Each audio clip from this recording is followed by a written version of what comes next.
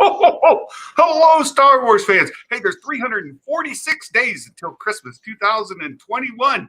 And today we're starting one of the new things I'm trying to do in the year is have guests on to talk about topics and get different perspectives, different points of view. And today, what kind of started the whole idea is Trev and I were kind of going back and forth on the did a Nerds Discord about the Ahsoka series and what the possibility of the World Between Worlds involvement, what that symbology means. And so today we have Trev with us on the stream, and we're going to talk about Ahsoka. So Trev, thanks for being here. Hey, thanks for having me, Santa. I appreciate you inviting me on and to talk about this stuff. I find it very interesting. I find it very intriguing. So that's great. And brand new intro. Great. Thanks for the comment. We had Wu-Tang Wells. Russell has done a fantastic job of a brand new intro. I think he's still planning to make a couple tweaks to it. And I am just thrilled to death with it. I love it. So thanks a lot. And we have our regulars just to say hi to everybody. Mark, we've been chatting on and off. Today, we'll talk a little bit about the multiverse possibility as it associates with the World Between Worlds. But tomorrow's show, just a preview for folks. Tomorrow, I have a different guest we'll introduce, and we're going to dive deep into the multi-timeline possibility. And there's a couple of YouTube videos that have made their rounds. They're already in the comments. If you scroll up through there, you'll see we started off with Dark Winter talking about Lore Star. He's got a couple of videos out there about the possibility of timelines, and they're really well done.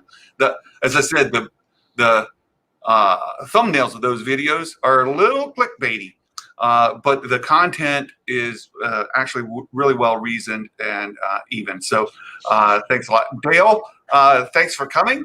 Mark, of course, said, and Dark Winter. And then we had early on Nathan Gibson. I don't know if you're still here, but thanks for stopping in. And then just a couple other folks to say hi. Exar Kuhn. And of course, Wu-Tang Wells, our rock star today. Thank you so much. Gray. Thank you so much. XR Kuhn, another of our naughty list members who likes to argue with me. That's great. Thanks for being here. And Dale, thanks so much. So we're going to jump into this Ahsoka stuff. I've got some slides here so that we can kind of talk about it. For sure. And I think it'll help with the conversation. So let's go in. So the first is the logo itself. And this is what's gotten a lot of attention and connections to the World Between Worlds. And to be honest, I'm not exactly sure why that connection is so strong. Like people just saw that logo and said, "Oop, I see World Between Worlds," and I'm like, "Oop, I don't." So, what do you think, Trev?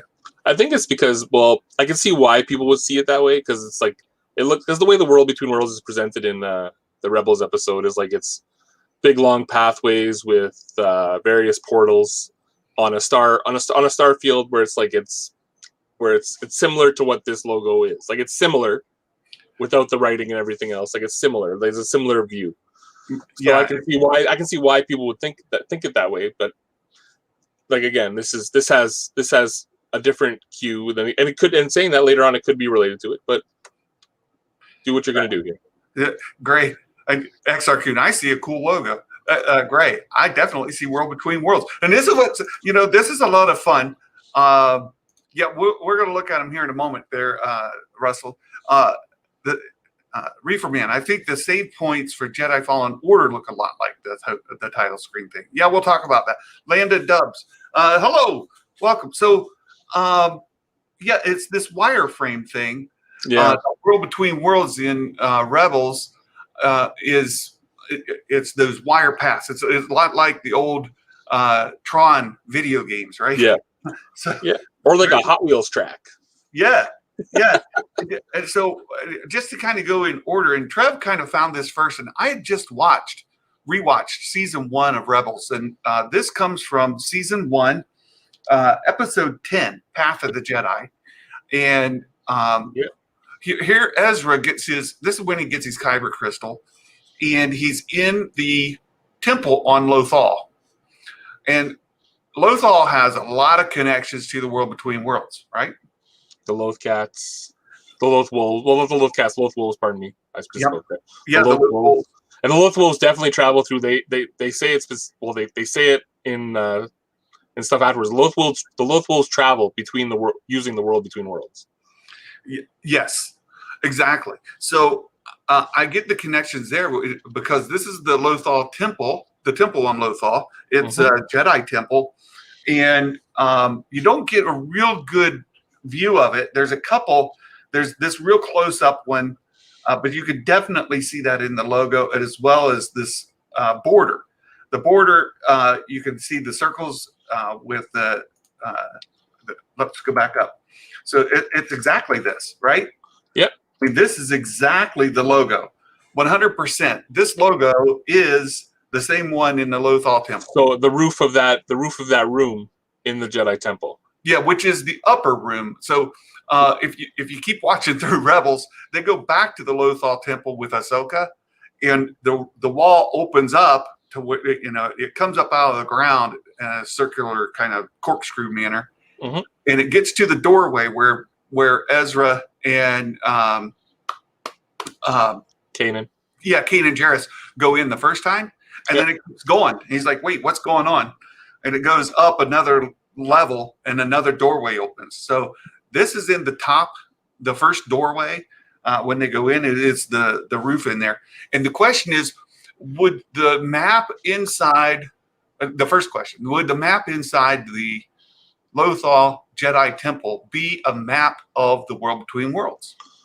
Or would it be a map of where Jedi temples are located in the galaxy, right? Right. I think it's more the latter, more likely to be a map of Jedi temples.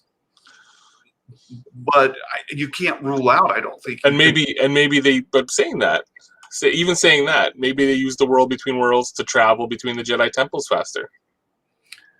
That's true. It could be a portal for traveling. It could be a combination. It could be a combination of both. Yep. We've got some comments coming in. XR Coon says, "I see lightsabers in the circle. Kind of looks like a fleet logo."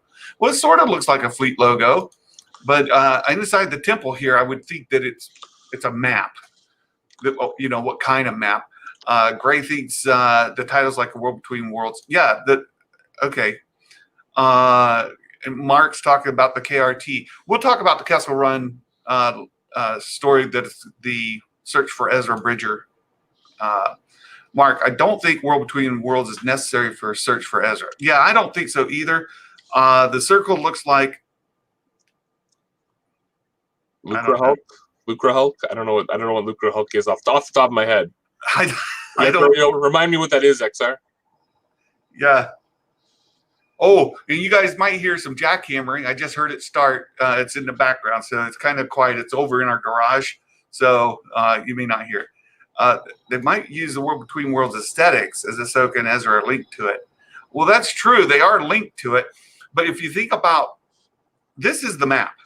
There's no question this is the map. But the question is, what is that map?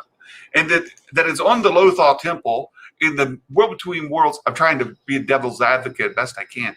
The World Between Worlds is tightly connected to Lothal. I reckon it could be. Let's look at, again, these World Between Worlds portals. And this is just a few screenshots. Well, isn't the tunnel for like the portrait and everything else, isn't that even lower down? Like that's like where are they excavating the Jedi Temple in the World Between Worlds episode, or where are they on Lothal? Or are they even on Lothal? I can't think of where that episode takes place. It takes place on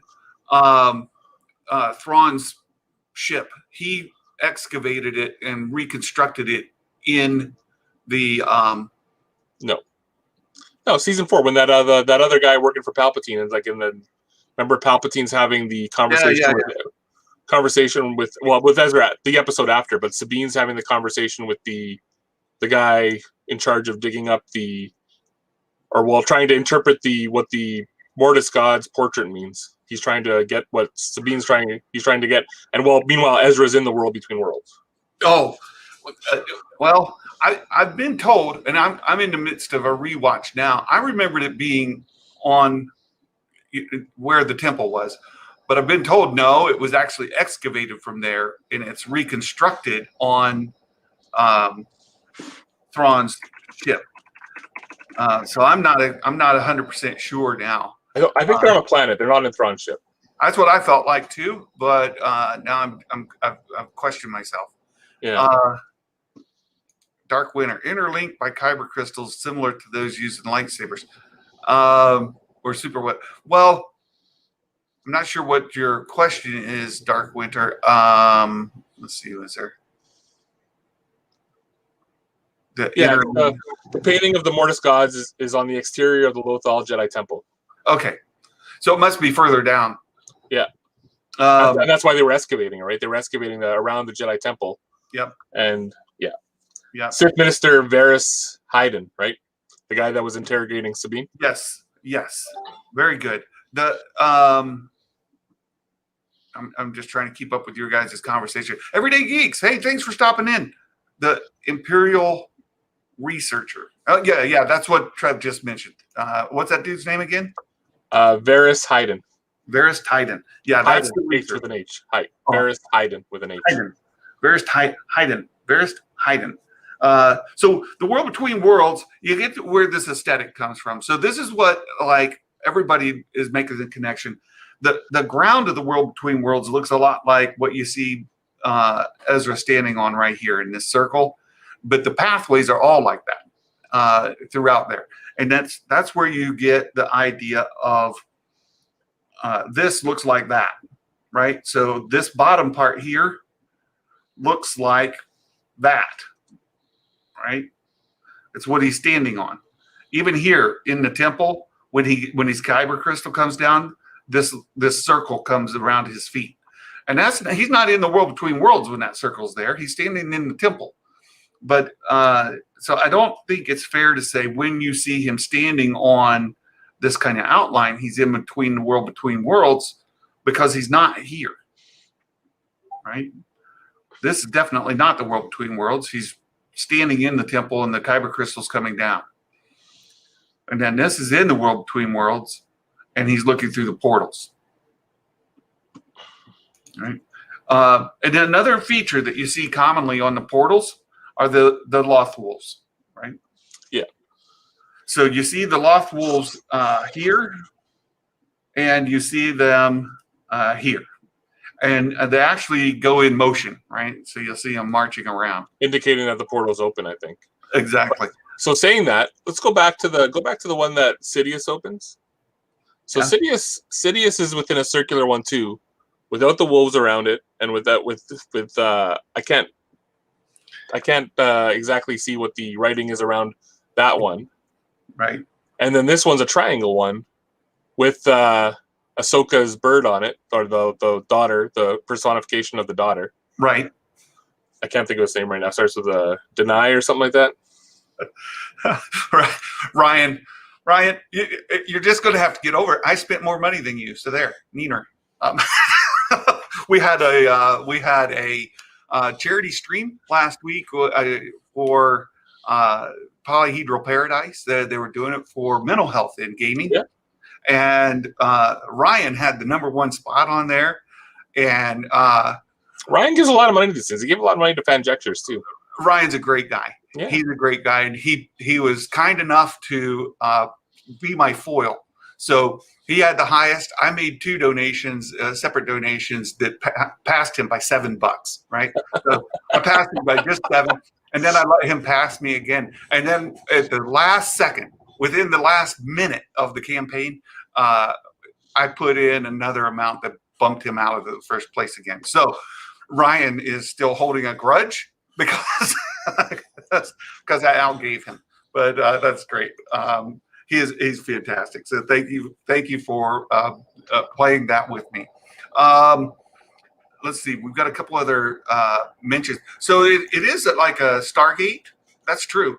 Yeah. It looks. And it's all very similar to also when Ezra is communicating with Yoda via astral projection or whatever that is. It's very similar to this as well.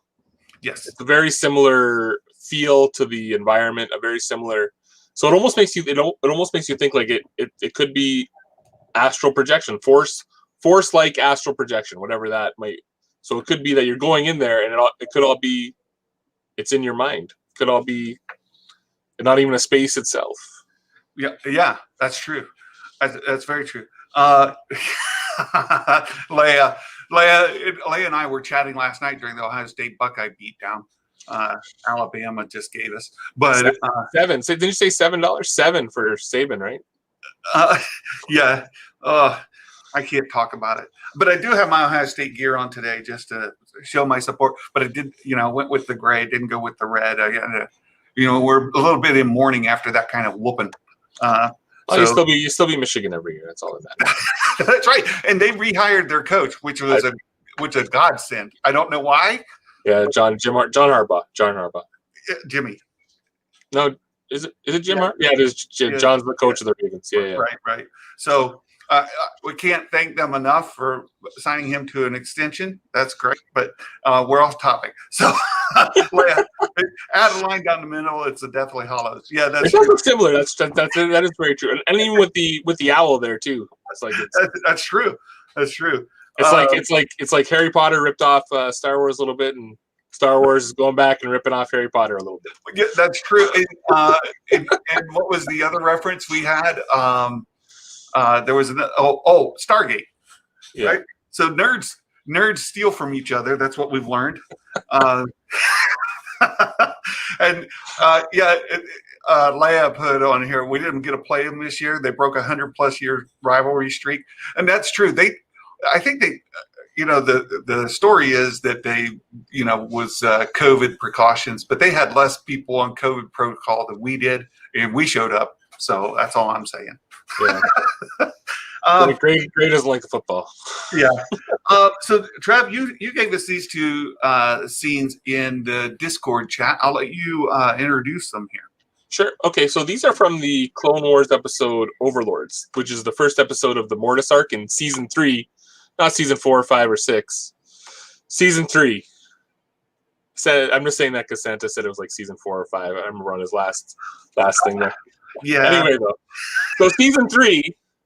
This is the episode Overlords. This is the first episode on your left. Is a picture of the bridge in the monastery where the father is. So Anakin has to walk that bridge when he goes to talk to the father and everything else. And as you can see, just the imagery it evokes is similar with the portals, the hieroglyphs, and everything else. It makes, like, looking back at it, it makes you think about the world between worlds. Yeah, and like with knowing that the world between worlds exists, it just makes you very much think of that. Yeah, it evokes that image, it evokes that imagery and that thought process. It absolutely does. Like, even if you see this trim, like this, it looks just like what we see. Oh shoot! Well, right here on the triangle one, and on Sidious's one, right? Like, see down here on the triangle one where Ezra is. Yeah. Which is also some of that similar kind of language as is in the Jedi Temple as well. That's right. So it's very similar. And then the one on the right is from that's also again from the same episode. This is the arena where the father makes Anakin choose between Ahsoka and Obi-Wan, which one to rescue from the daughter and the son. And obviously he chooses, because he's the chosen one, he chooses both and brings them down. But this is on the wall of that arena. You can see a wolf. Yep. And you can see obviously lines and circles and like obviously it doesn't necessarily anything, but looking back at it, having watched The World Between Worlds and Rebels, it evokes that kind of thought process again. Like, so maybe they were building, or maybe this was maybe just an aesthetic they did in Clone Wars. They decided, well, we can build off the Mortis arc and make The World Between Worlds, because it could be something really cool, or they were planning it all along. The first 3 seasons of Clone Wars, I think, was done before the movie was released in 2009. So, yeah. So this could be like 2007, 2008-ish. This stuff was already done. Yeah, that's right. And I mean, I get the wolves because of Dave Filoni, right? Yeah. He's a big wolf, nut. And so them to throw these in here, and then for him to use those again, so much so in here, the same design of wolf, the very same design of wolf, right. So I don't know how much they had it planned, but the similarity is unmistakable. Yeah, and again, and to get into the world between worlds, obviously it's a picture of the Mortis gods that has to be adjusted a certain way to get into it. So obviously the world between worlds is associated with them. Yeah. And so whether it's Mortis itself or there's the gods, or because as I think I got into it with someone on the Burke Discord, we were talking about how the transmission that was put out in Overlords was 2,000 years old. That whatever the father put out to attract the current Jedi and the like from the prequel era, those current Jedi to Mortis was a 2,000-year-old Jedi SOS kind of thing, right? So yeah, makes you think like how long they'd been there, how long, like, because Mortis is a jail essentially for that the father brings his children to keep them there, right? Yeah. So, yeah, and it was in that cube or one of those diamond things, right? Yeah. And this Gavin asked a really good question. I think it's worth going back to. How did Palps get there? So we did see in that imagery here, right? Palps is looking in. Yeah. So he's able to do whatever he's doing with the fire beside him, because that's obviously an unnatural kind of similar to his lightning. And you saying that it's not really lightning that he fires out. He's firing out that fire into the world between worlds when Ezra and Ahsoka are running for it, right? Right. So. Right. It comes after them, and they have to run from it. So it makes you think that he's using that somehow to maybe even just get access to this. Oh, I see. You gave me a nice image here. Hold on. Let me open this and drag it over so you guys can see. There's a really good image that Trev just sent me, so you guys can see that. And again, that this is what also makes you think that the Ahsoka logo and the stuff on the top are similar in nature to what's going on here, right? Because the way the lines go and everything else, right? Yep. So you've got these intersecting like azimuths or whatever, right? So a couple. Yeah. So how did Palps get there? Well, Palpatine would know about. Like I see Gavin's message here. Palp would know about the Mortis gods because Palpatine was still just the Chancellor, and Anakin probably would have told him. Like at that point, like after the Overlords, after the Mortis arc in Clone Wars, Anakin's telling everything he knows essentially to Palpatine. You have to assume that everything Anakin knows, Palpatine's probably going to know. Like that's just the way their relationship is. That's the way. Like Anakin doesn't know that he's Darth Sidious, but he still shares. He shares all the information with him all the time. Like it's not. There's nothing private between him and Palpatine at this point, right? So you see in some of the novels that.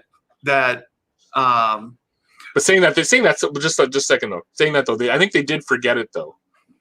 But I don't. But maybe Anakin remembers it like a dream. Well, right. Well, there's several times where Vader, Anakin, is being Anakin in his thoughts. He's reverted. So you see it in the novels where he's thinking as Anakin instead of as Vader, and he's having memories of Padme or what have you, and it's usually Padme.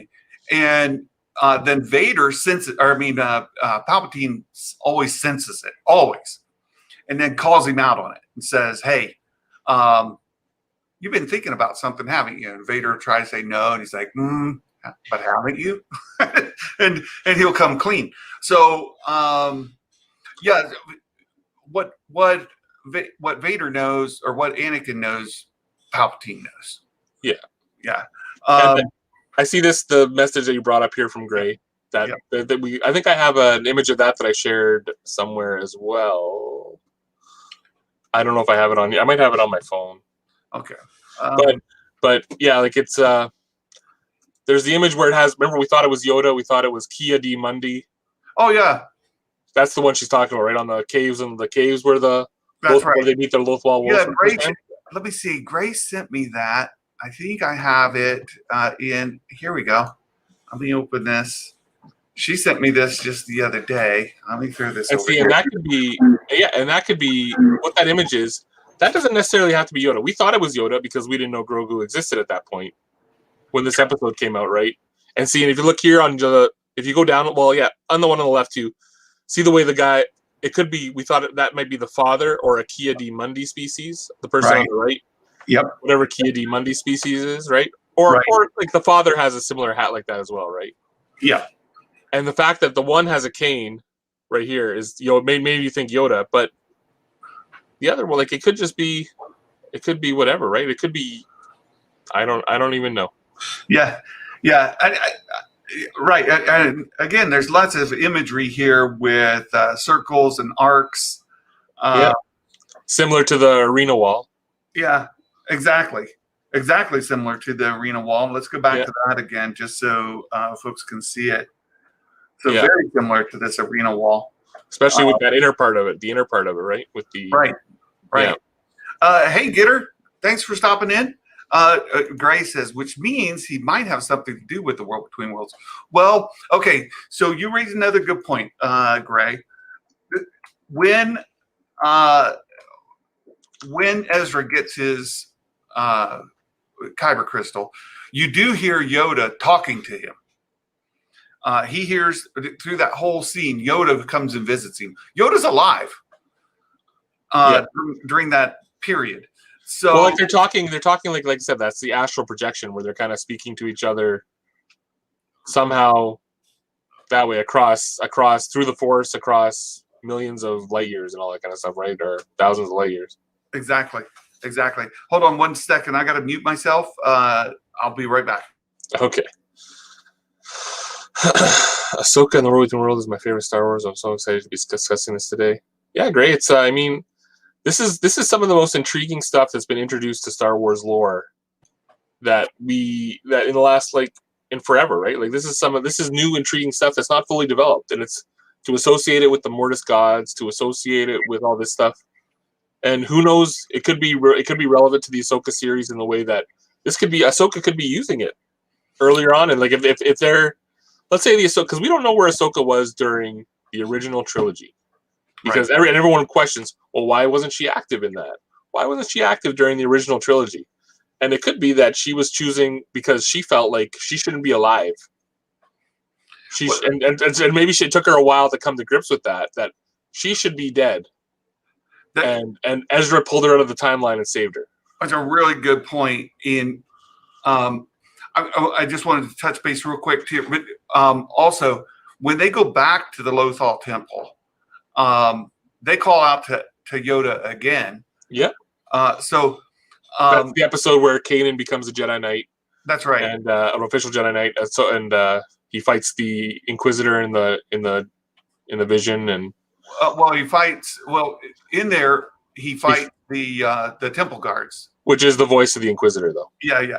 And they have the yellow sabers and all of that. So in the foldy kind, they got the foldy kind like Darth Vader had, but they have yellow blades. So that's the episode. Certainly, this Lothal Temple has a great deal of mysticism to it. Yeah. And it could be that every Jedi Temple has that, though, right? That's right. Every Jedi Temple. So when we go to Tython in Mandalorian, we're just seeing the top of the Tython, like the Seeing Stone, and maybe there's a Jedi Temple there that's underneath that, right? That needs to be risen up the same way the Lothal one was. That's true.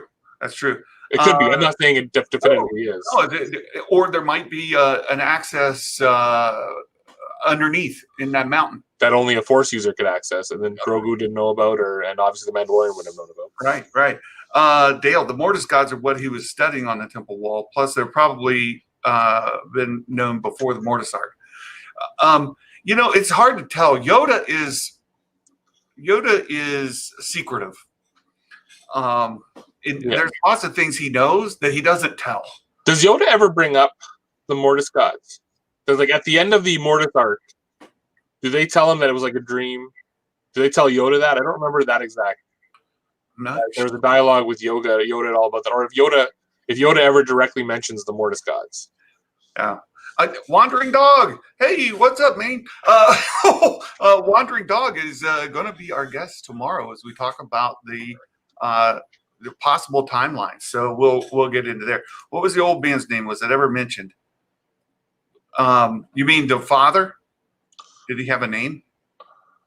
I don't know. It's just the father. It's just the father, the son, and the daughter, right? Yeah. What he said? We're on for. Don't get too far into my theory. I'll try not to. We'll dive deep into your theory tomorrow.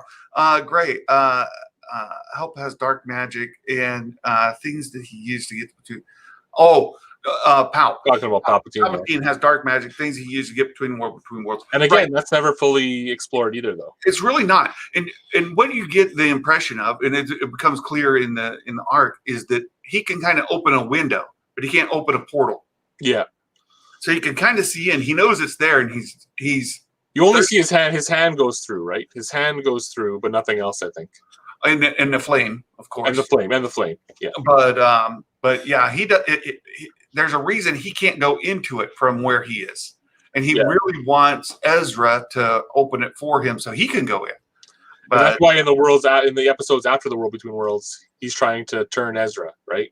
Yes, he's trying. Exactly. He's very involved in trying to turn Ezra because he wants Ezra's knowledge and how to get into it, right? So that's right. Mike, it would have been in the temple records also. When they sacked the temple, he would have had access to it. But remember, in the temple, the Mortis gods aren't necessarily in the temple records. Like the Mortis gods, we don't have. I don't know that the Jedi knew about them. No, and that's what I mean about. There's nothing really secretive, like him talking. So everybody's worried about the Obi-Wan series, and when last we met. They're also worried about the Acolyte series and what Yoda had said about Yoda and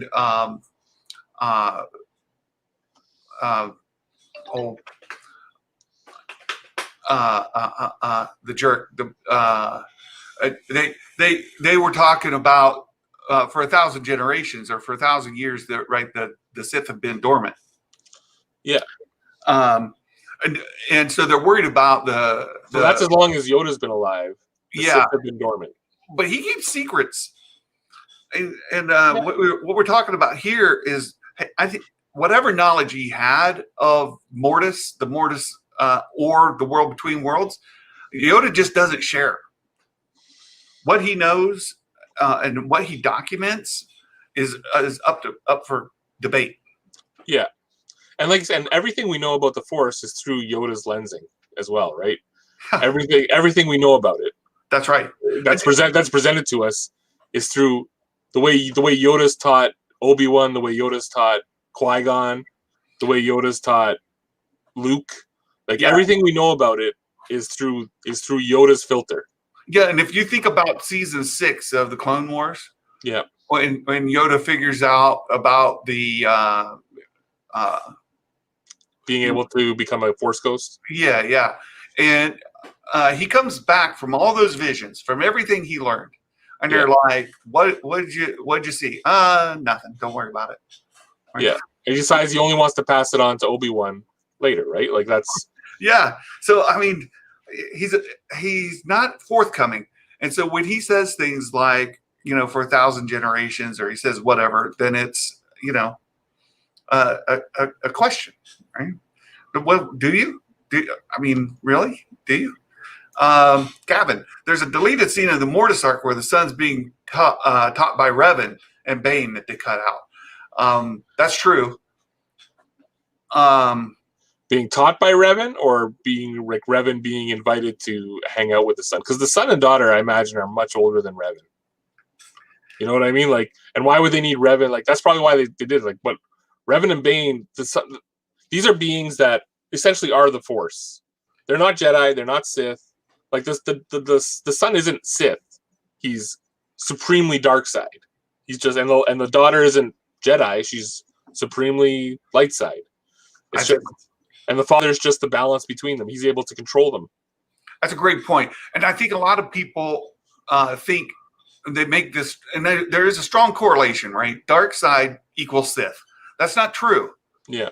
Sith, it's It's that a religion. It's a religion, the same way Jedi is a religion in this right. thing. They're a form of religion, worshiping the Force and using the Force. Right. Like all dogs are canines, but not all canines are dogs. You know, whatever. There you go. Yeah.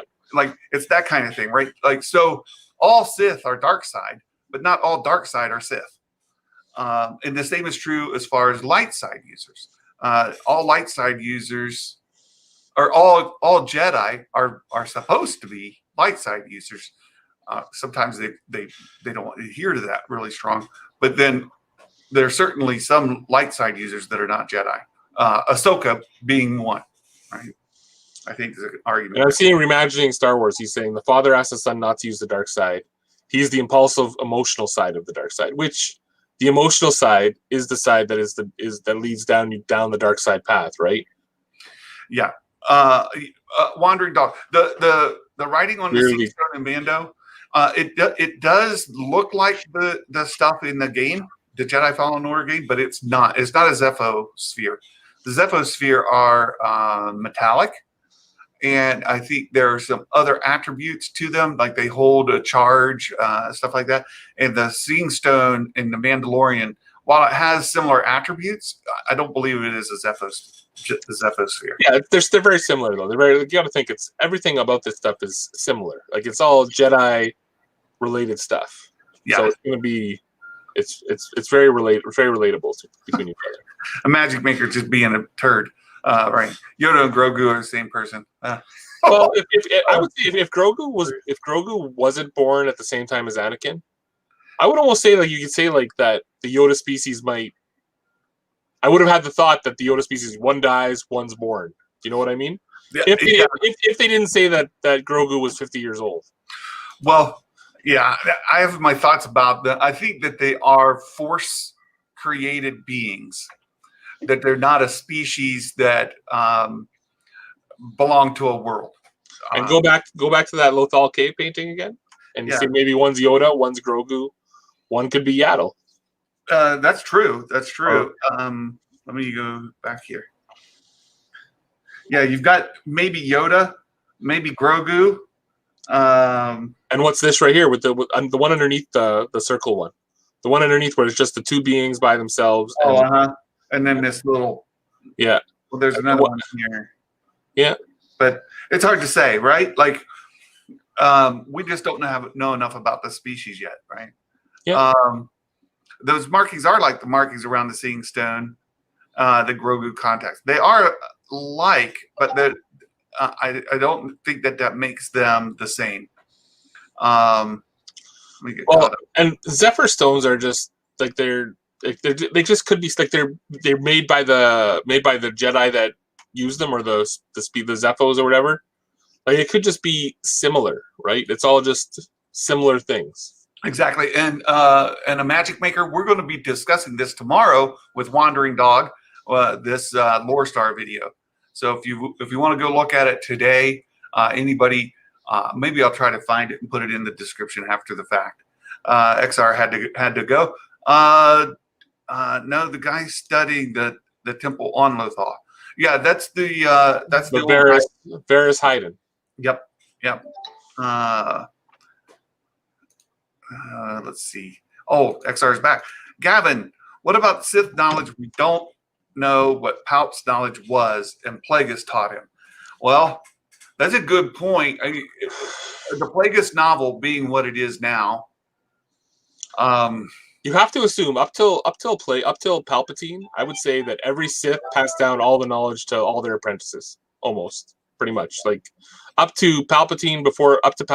So Plagueis passed it down to Palpatine. Plagueis' master passed it down to him. I can't think of his name right now, but that master passed down to him all the way back from Bane.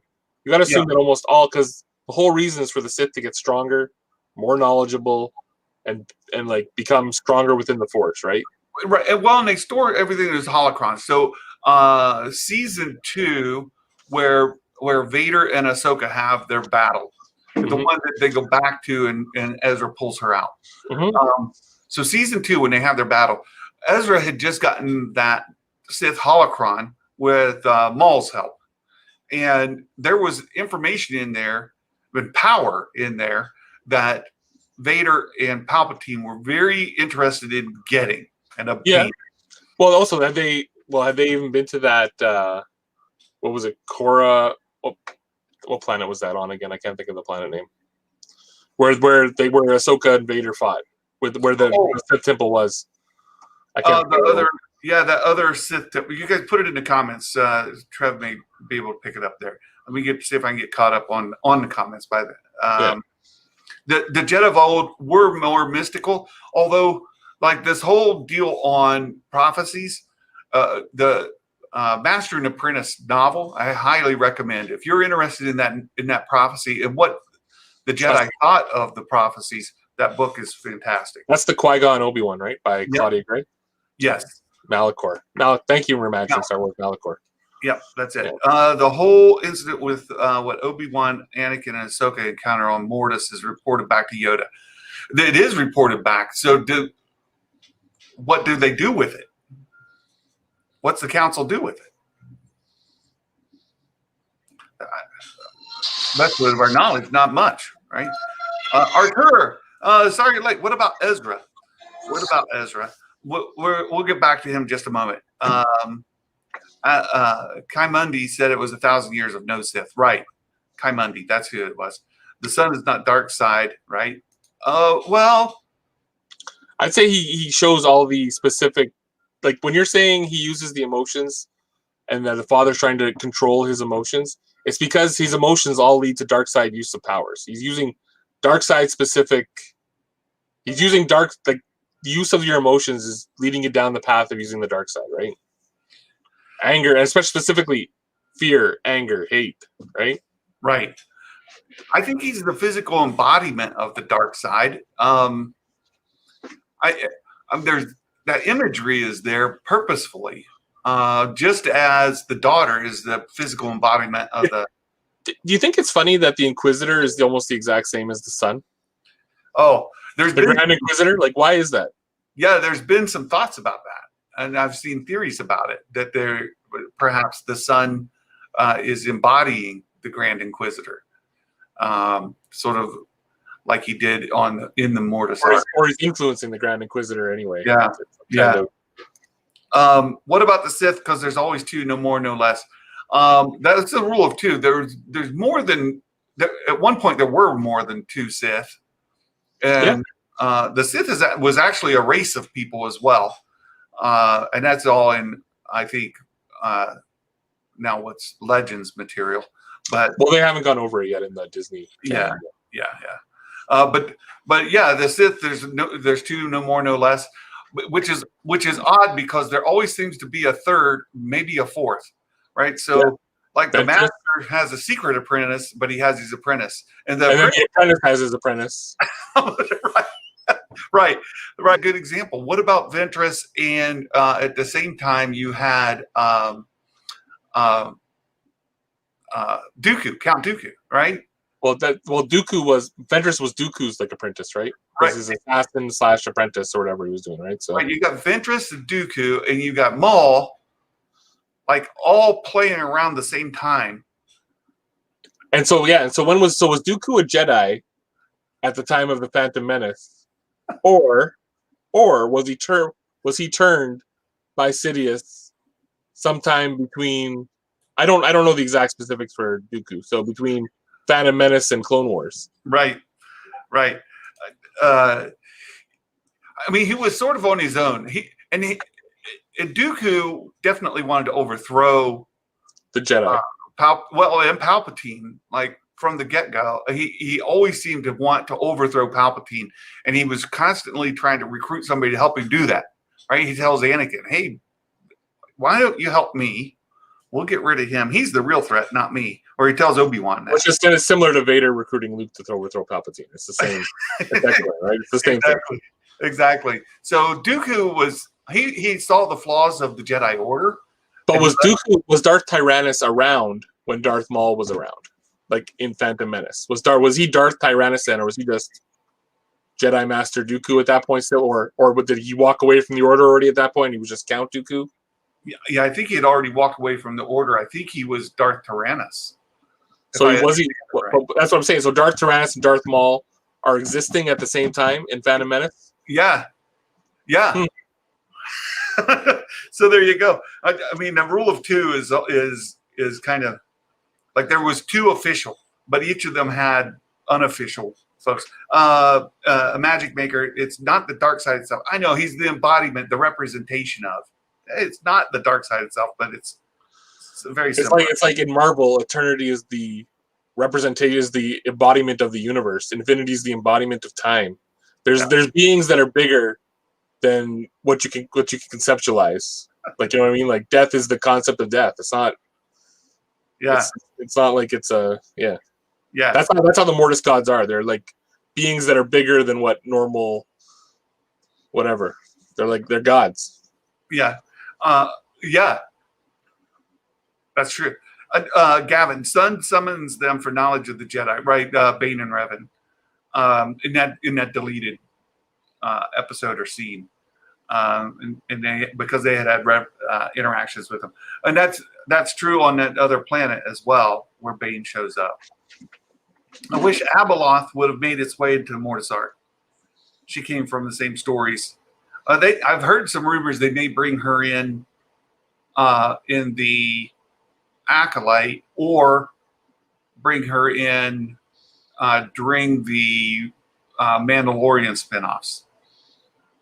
I mean, Ahsoka. Like getting back to the Ahsoka show, it could be we could have a deep dive exploration of a lot of Force concepts. We really can, and that's I do want to get back there just to see if there's any other comments. I'm sorry if I'm just kind of skipping by a comment that you put and you wanted me to address, but we got to get caught up, and I want to get back to the Ahsoka show and maybe its connection to War Between Worlds.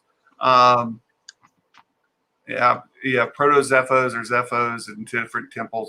Thanks, Gray, for that comment. You already walked away from the order, went back to Sereno as Count Dooku. Okay.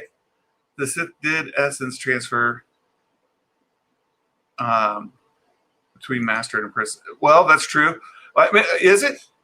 If all the Sith did essence, if they did, yeah, I don't know if they did. So that if they all did Sith essence transfer, then maybe Plagueis was Bane. Is that what you're saying? Is Plagueis Bane? Yeah. Is Palpatine Bane? Well, when we see Vader when we see Anakin kneel and take Rise Vader, right? That's different. He didn't take any essence transfer. He was just knighted Darth Vader. But I think the shame is like, remember, like the essence transfer is like them being like the Sith being like vampires, right? Like they're like you're trying to. So the dark side energy destroys your body, and you need a vessel. You need a vessel, a strong vessel that can contain your dark side energy. You can use it. And Anakin's body was supposedly the perfect example of that, right? Because the amount of midichlorians he had, the amount like his youth, his everything, his willingness to go to the dark side and everything else. So like he would have been the perfect body for like a Sith lich or a Sith, like an old Sith master to do an essence transfer with. So Palpatine would have Anakin's body, or in saying that, if you want to go all the way back, it could go all the way back. But they never really get into that too much. Like no, in the Plagueis novel, Plagueis tries to take, and he has very little success. Fleeting success, right? Like he's able to kind of bring in a little bit, but he has to be right there when it happens, and he's not even then able to completely do that transfer. So, and that's all Legends now. And a Magic Maker, let's talk. Maybe we'll do a deep dive into the Mortis arc on Thursday in our discussion, our weekly discussion. And that'll allow us to get back. The middle of war, they never actually survived. Oh, okay, I need to get moving on. Okay, there's the comment from Gray. He walked away from the Order, went back to Serrano as Count Dooku. Okay. All right. I think we're almost caught back up. Ahsoka and Dave. More Star Wars theory. That's why she's in everything. That's true. So you're we're not wrong. Back. You're not wrong. Yeah. I'm going to use that, Leia, to get back to our main topic. And let me get out of here. Get back into here. And and talk again about this logo. I think we're very clear is the same map that's inside the Mortis, The Lothal Jedi Temple. the Lothal Jedi Temple. Yeah. Exactly. The Lothal Jedi Temple, that is the same. They're the same. Yeah. When you watch it, and now again, that comes from season 1, episode 10 of Rebels. If you guys want to go check that out, you can see it. It's The Path of the Jedi. Yep, Path of the Jedi, episode 10, and that and that are the same. They are the same. So exploring the Ahsoka show. Yep. What do you think it's gonna? What do you think? Like, what again? Let's say we're like, as I was saying, deep diving into maybe some Force stuff we don't understand, we don't know. It could be that. It could be obviously the search for Ezra, or the beginnings of the search for Ezra with Sabine or whoever. Yep. It could be showing what she's doing during Return of the Jedi, or talk about what she's doing during Return of the Jedi. Like, go ahead. Like, yeah, that's right. So the first question is that map a map of Jedi temples? Is it a map of the World Between Worlds portals? Is it a Worlds Between Worlds map? Does it have a connection to the World Between Worlds or not? We can't answer any of that definitively. But my own personal opinion is it's not a map of the World Between Worlds. It's a map of Jedi temples. And the reason it makes sense that it would be in the Ahsoka series, this gets to what we want to transition to, is I think Ahsoka will be going to these temples to find knowledge, to find Ezra. She's going to search it out through knowledge of the Force to be able to connect and be able to connect to him to find him. So that's really what I think is going on. And I think the Ahsoka series, so we oh shoot, yesterday, who was it again? The YouTubers that released the knowledge. Kessel Run Transmission. Kessel Run Transmission said that the Ahsoka series is the search for Ezra Bridger. Yeah. But saying that, do you think they'll explore those other parts I said earlier? Do you think the Ahsoka series will explore what she was doing during Return of the Jedi? Maybe deep diving more into Force lore and theory. Like, I would love it, but I doubt it. Yeah. I think it'll be more Mando-like, where it'll be week to week encounters as she goes on this search for Jedi temples and finding Ezra Bridger, culminating in, and Dave really gave us a good clue, like that scene at the end of Rebels, the epilogue. Well, he just said, he goes, does it take place at the end of Rebels? That's what he just said. He just asked the question, does it take place? He's trying to make you think maybe like the Ahsoka episode takes place, like the Jedi episode of Mandalorian takes place before the Rebels epilogue. But he doesn't say definitively either. He just said, does it? Yeah, he kind of alluded that it probably comes after the fact, but he doesn't say probably. And so what does that mean then? What does that mean? That means Thrawn has reemerged. No, it doesn't. Yeah, right. Yes, it does. You can't have it both ways, Santa. No. If she's saying where's Thrawn, because she thinks Thrawn has reemerged and he'll know where Ezra is. So Thrawn has reemerged at this point that we just as viewers of The Mandalorian aren't aware of. We don't know. We're not aware of it as the viewer. The viewer's not aware that Thrawn has reemerged. But her saying, "Where's Thrawn?" and the seventh fleet thing and all that kind of stuff means Thrawn has reemerged. That we're just not in the know about, and Ezra hasn't. But well, that's the question. Would Thrawn reemerge and Ezra not? They were on the same ship that the Purgle jumped out, and why would Thrawn reemerge without Ezra? What's that implications of Ezra? Or it means he's turned Ezra, and Ezra is acting as an ally to Thrawn. Or Ezra could be an ally to Thrawn and not be turned. And he's just not necessarily. I want to say turned to the dark, but like he sees things from Thrawn's point of view, because wherever the Purgles took them, they bonded. It's safe to assume that wherever the Purgles took them at the end of Rebels, Ezra and Thrawn are going to have some kind of bond. I agree. Like they're going to have some kind of bond where they're going to be close. They probably needed each other maybe to survive for a little bit, and maybe, and like I said, if it's in the unknown regions, Thrawn was able to signal his people to come rescue both of them. But during that time before he signals his people, they would have had to rely on each other to survive. I completely agree. And if they went into the Chiss Ascendancy and saw the some planet being attacked by the Grisk, yeah, then and what Thrawn's really about, right? What Thrawn is really. Right. Thrawn only went into the Empire. He went to the Empire to. He's always his people first, and whatever he can use to his advantage to help his people. Exactly. Right. Exactly. So I think that's exactly what happened.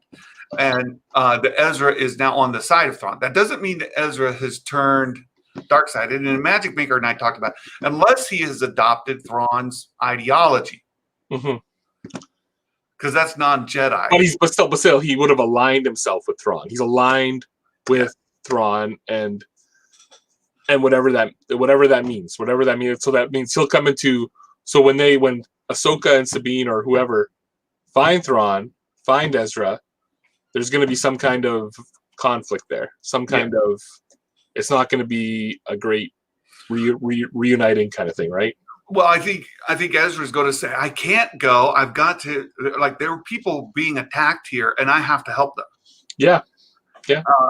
And he will be at war, so to speak, with the Chiss Ascendancy, which explains where Ezra was the entire original trilogy. Yeah. Well, again, bonded with Thrawn, yep. and then Thrawn is super manipulative. Yeah, okay, I have to step away. Go ahead and continue. Okay, I was just saying Thrawn. So yeah, because we all know Thrawn is. If we've read the books, we've seen him appear in the Rebels TV show. Thrawn is super manipulative, right?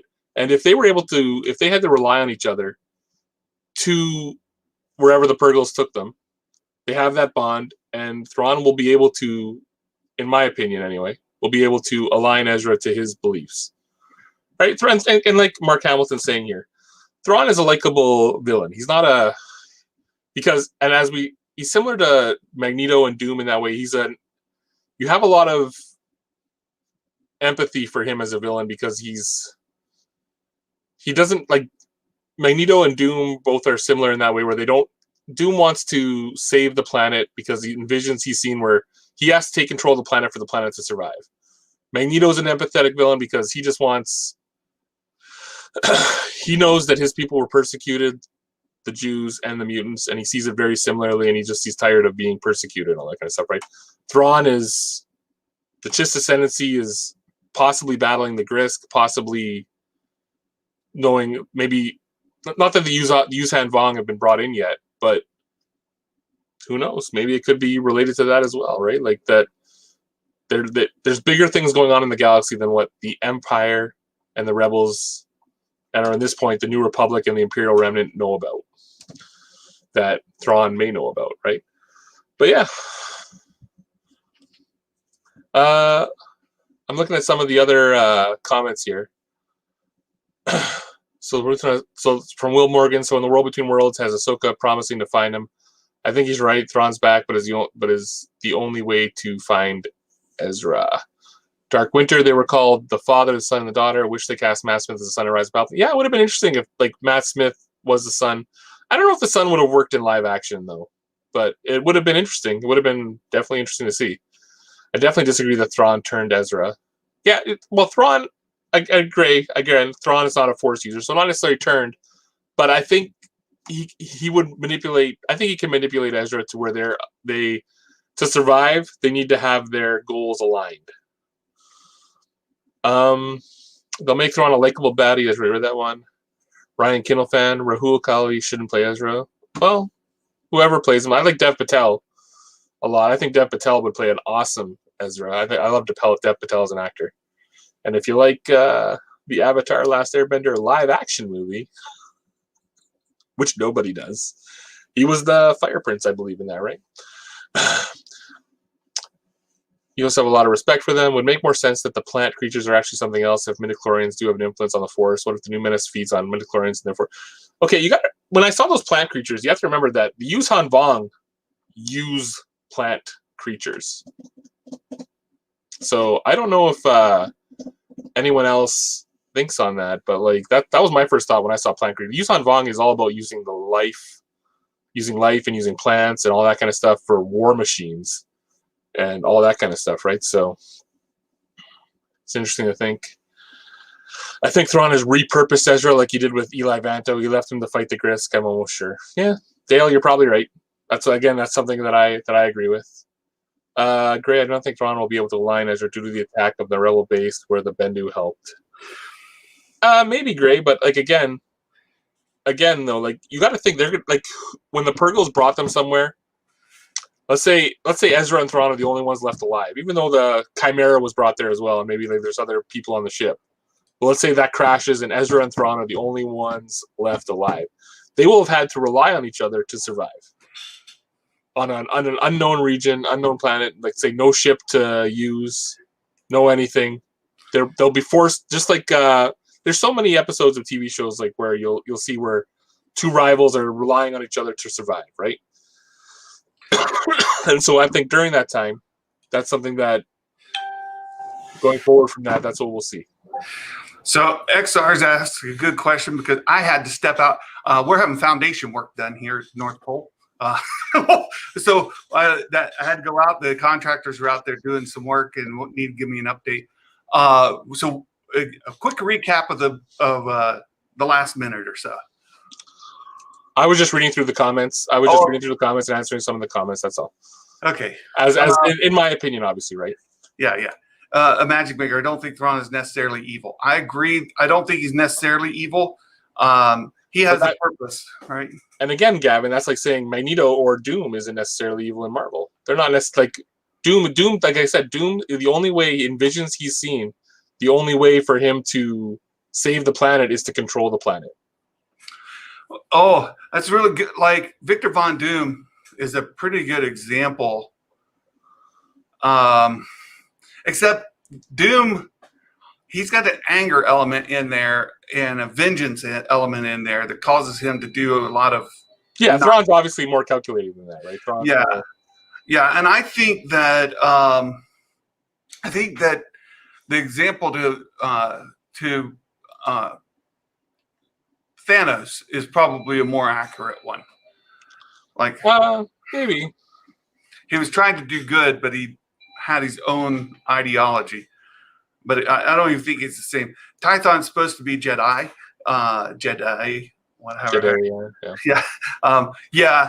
And we'll see how they do that in the canon as it goes forward. XR, I love anti-villains like Doom, Magneto, Namor, and Thrawn. Thrawn is fantastic, and I brought this up before. When you read the novels, the new novels, like there's the original Timothy Zahn trilogy, Heir to the Empire, and Thrawn in there. Amazing books. They were amazing. I've said this before. I'm old enough. I'm an old fart. Those were my sequel trilogy. That was the sequel trilogy for me for a long time. And then you have the Thrawn in the new novels.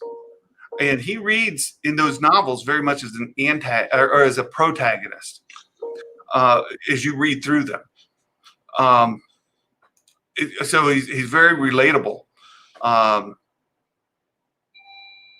Thrawn should be CGI in live action.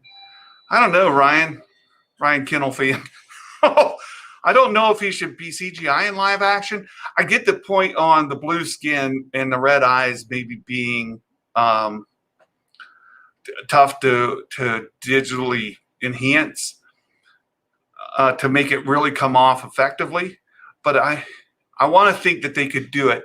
Think about X-Men and what they did with Jennifer Lawrence. Right, she had the blue skin and all of that, and it came off convincingly. I think that same color blue could work on a person. Thrawn and Ezra line for survival. They align for survival, but then separate because Ezra's not going to join Thrawn. I don't think Ezra would turn. So I agree with you there, Gray. I don't think Ezra would become a dark side user or a Sith, even though. And I think that's bared out in season 2 of Rebels, because very much Maul wants to have Ezra as his apprentice. He even says he's my apprentice now, but Ezra's not having any of it. So I don't think Ezra would turn to the dark side to align with Thrawn, but I could see them aligning. If Thrawn and Luke interact, I'd lose it. Oh, Gavin, you may need to get yourself a set of man diapers, because it might happen. They were Mark's sequel trilogy as well. I mean, for 20 years, they were the sequel trilogy, at least in my head canon. Hey, sorry to interrupt, I just have to take off. I was watching the news this morning. I appreciate it, Trev. Thanks for being here, and we'll try to do it again sometime. Take care. All right. And let me get cut back through the comments here. Sith rule was to con the apprentice, to kill the master. Right. It was. But there was also this thought that the less users, so it's the idea of sharing a pie. If you have a pie and one person gets to eat the whole pie, you get more pie. If you have 20 people eating the same pie, then everybody gets a smaller portion. The rule of 2 idea, the concept behind it was that they would share the pie between 2 people, and each of them would have more, meaning dark power.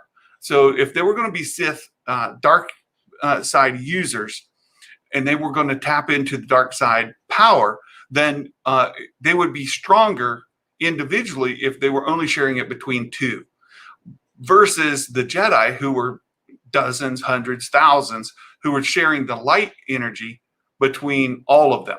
So the concept was that the Force was like a pie that you had to share. And that's where the rule of 2 came from.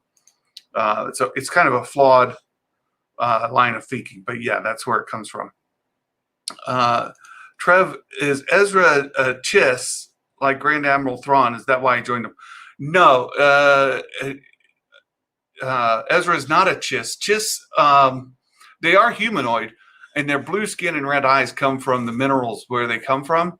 I think there's a stronger element to say that Shmi Skywalker is a descendant or a Chiss than Ezra. I don't think that Ezra is. In fact, his parents were human. He would have to be a long descendant of Chiss. You'd have to go way up in his lineage to find it, because his parents were humanoid from Lothal as well. So he was from Lothal. That would have been him. I think we're getting a Thrawn trilogy for sure. I agree with you, Imagic Maker. I'm not sure it'll be follow the Dark Empire Heir to the Empire series. I know that that's your goal, your wish. I'm just not so sure. I think there are some problems set up in the current canon that make the Heir to the Empire difficult to carry out, but there will certainly be some beats that rhyme. Let's put it that way. How about that? The new Thrawn novels are great. Yes, they are, Gray. Yes, they are. The sequel trilogy's attempt at the Dark Empire. If it was an attempt, it was not a good one. I'll put it there. And I'm a huge sequel trilogy fan. I just don't think it was a very good execution of the Dark Empire, if that's the case. They might enhance Thrawn with CGI, but certainly won't be making a humanoid character from CGI from scratch. Yeah, I agree. And that's something that we wanted to get to, and we didn't get. I already missed Trev. I know. Trev brought quite a bit to the show. Treason, yes, they're all great. Right, the daughter possessed Ahsoka, even if she saved her life. I don't know about possess, if that's the right term, but her essence went into her to give her life, and I think some of that essence kind of stuck. if you want to put it that way. There's interesting because Jason being Kanan and Hera's son, but being human with green hair. Oh, if Ezra's blue hair comes from a Chiss in the family line. Oh, that's a good. I see where you're getting at. I just don't think so. I think it's just cartoon stuff. I think it's more like black. When I was a kid reading Superman comics, right, a lot of times the hair would be blue, but it was actually black. Right? It's just kind of an art thing. If we get a loose retelling of the Zahn trilogy with Filoniverse, yes, I agree with you, Mark, and a Magic Maker there. Yeah, he doesn't have red eyes. Well, the red eyes also come from those minerals, the blue skin and the red eyes. Yes, I'm reading Light of the Jedi as well. I'm in the second act, so in the middle of that. Besides the Jedi and the Rebellion, are there other protagonists in the Star Wars canon? The Jedi and the Rebellion. Other protagonists. Well, you could it's tough when you say the Rebellion. In the Thrawn novels, Thrawn is a protagonist. So he's not. I mean, he would be one of them that I would throw in as a protagonist, not as a member of the Jedi or the Rebellion. Not really. Not that I'm aware of, as I think through what I've read. I just don't think so. Reefer Man, you really like light. I've got to get further. I'm trying to avoid some spoilers. Qui-Gon's death that sent him away from the Order. But how long was the Clone Trooper project going on before Episode 2? At least a few years, because Episode 2 you already had full-grown men. And those didn't grow overnight. I know they were in accelerated aging, but it wasn't accelerated like in a period of months. It was decades were brought down.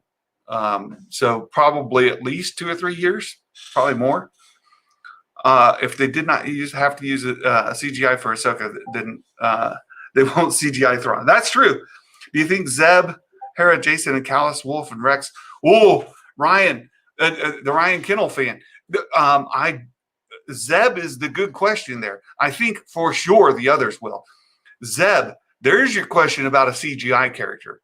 But again, I go back to X-Men and you think about what they did with Beast, right?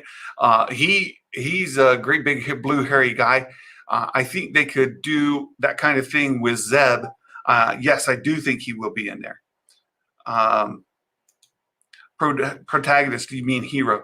A protagonist is typically your good guy in the story, the person you're rooting for, the person who you kind of associate with. The antagonist is the person who's the foil, the person who is in their way, somebody who is opposed to them. So in that case, that would be it's typically a bad guy. Part 3 was loving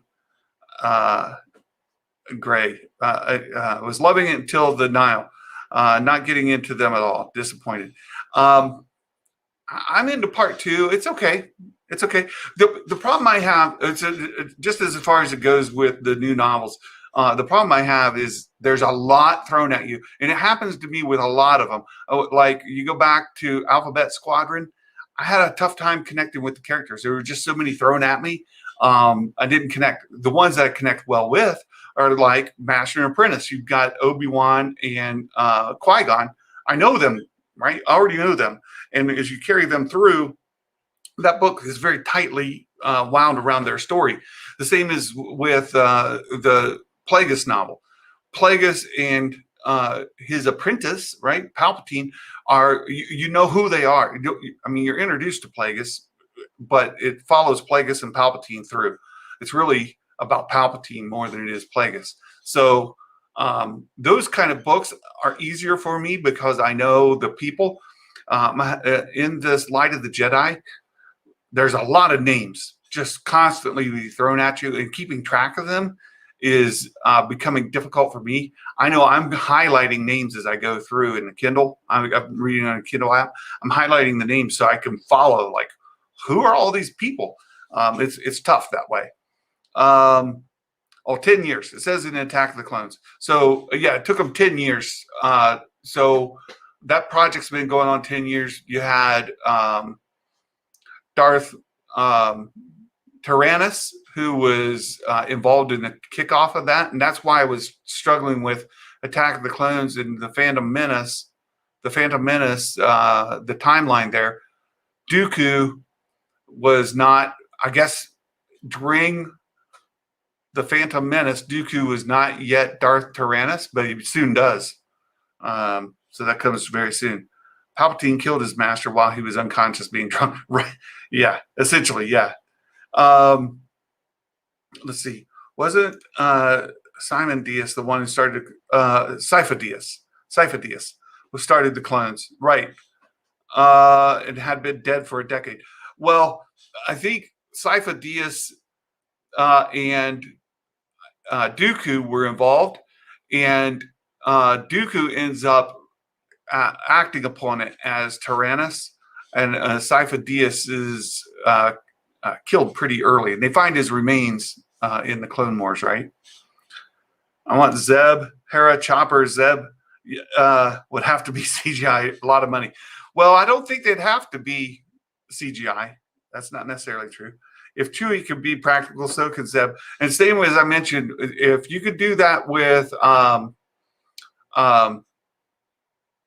should have just said his name a second in Fantastic. Well, not Fantastic Four. Well, they did it in Fantastic Four with Thing, but I was thinking in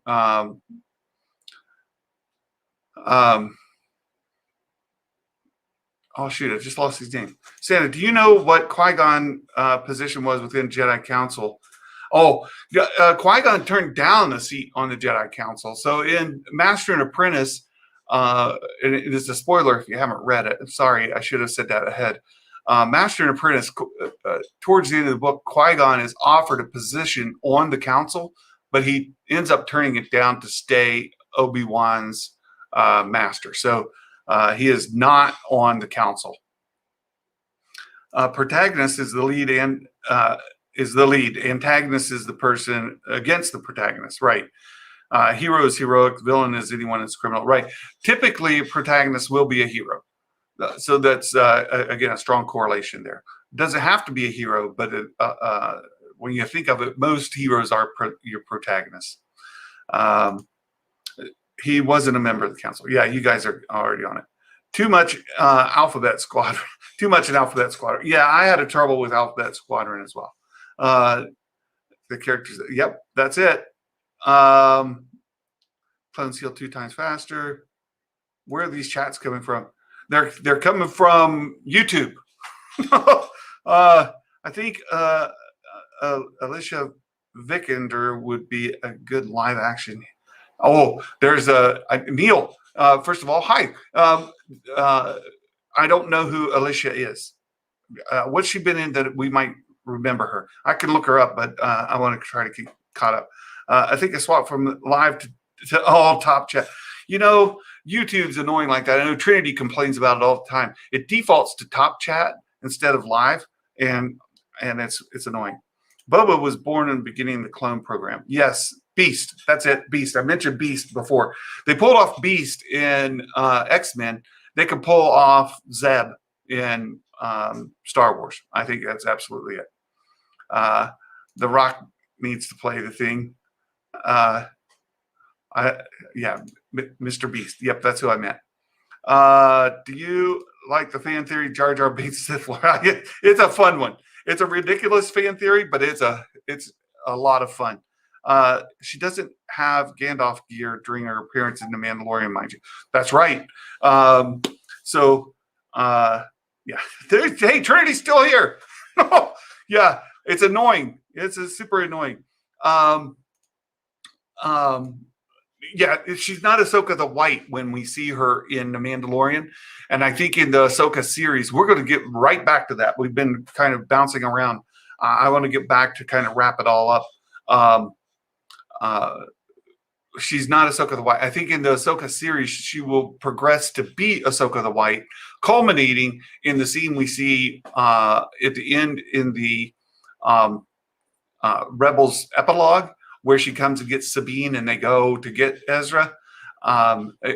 Through the Ahsoka series, we'll see her progress to be that, and then they will go. Yeah.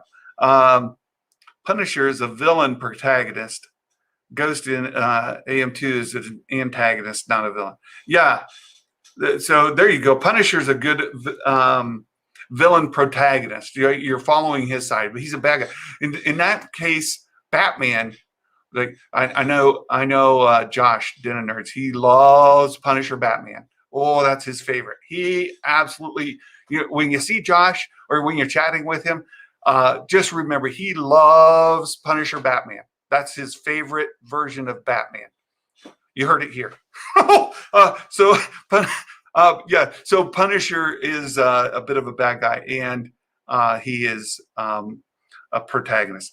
Oh, she was in Tomb Raider movie, the Tomb Raider remake. Oh, that's a good remake too. I know who you're talking about now. She would be great. I loved how she portrayed the role in Tomb Raider. Physical, she would be wonderful. Very good, Neil. Let's see. Get caught up. The droids were from the fleet. The Purgles jumped out of Lothal. So there's droids. Maybe he has returned. So it's possible that Thrawn has returned, because you do see the 7th Fleet logo. It's quite worn, though. Maybe as if the 7th Fleet has been defunct since Thrawn was removed, and he's not back yet. Oh, take that, Trev. You're not here to argue with me in the stream, so I can put out my own opinions without any pushback, right? You guys could take me to task on here. It's possible that he could be back. I just don't think he is. I think they're together, and they'll be found together. It's part of the Ahsoka series. They will find Thrawn and Ezra, and to the point that Ezra and Thrawn may be in alliance with one another, and the conflict will be because Ahsoka and Sabine want Ezra to come back, and Ezra's going to say, "Nope, I've got some work to do here. I'm involved, and I'm not going back with you guys. In fact, you guys should maybe join me here, helping with this issue." Hot take: they make Dr. Doom a Tony Stark from a different timeline. Oh, that's funny. Mandalorian takes place before the Rebels epilogue. That's the belief, Neil, and that's what Dave Filoni led us to believe in his suggestion. He didn't come right out and say it, but I believe that the epilogue is after. And so we'll see the Ahsoka series pop off right from after we saw her in The Mandalorian up through that Rebels. And the rumor is that the Rebels follow-up series, the animated series that they were working on, has been now adopted into live action in the Ahsoka series. And that raises another point I want to get to, is that there's now speculation that animated works draw a lower audience than live action works. And from a cost perspective, and Trev and I wanted to talk about this, we just didn't get to it. From a cost perspective, using that new volume stagecraft technology, the cost of live action episodes has come down tremendously, and the cost for animated is not cheap, especially good animation. So the thought is that most of the content that was scheduled for animated is being reevaluated as live action. And there'll still be some animated works for sure. Like we definitely have some coming up this year, even in the Bad Batch. So there will be live or animated. It's just a lot of what we expected will be live action now, including what was going to be the Rebels animated series following Rebels. I keep calling it The Search for Ezra Bridger. that series, The Search for Ezra Bridger, that animated series, follow up to Rebels, is now incorporated wholly into the Ahsoka series, and we'll follow that. So we would expect to see a lot of these characters, like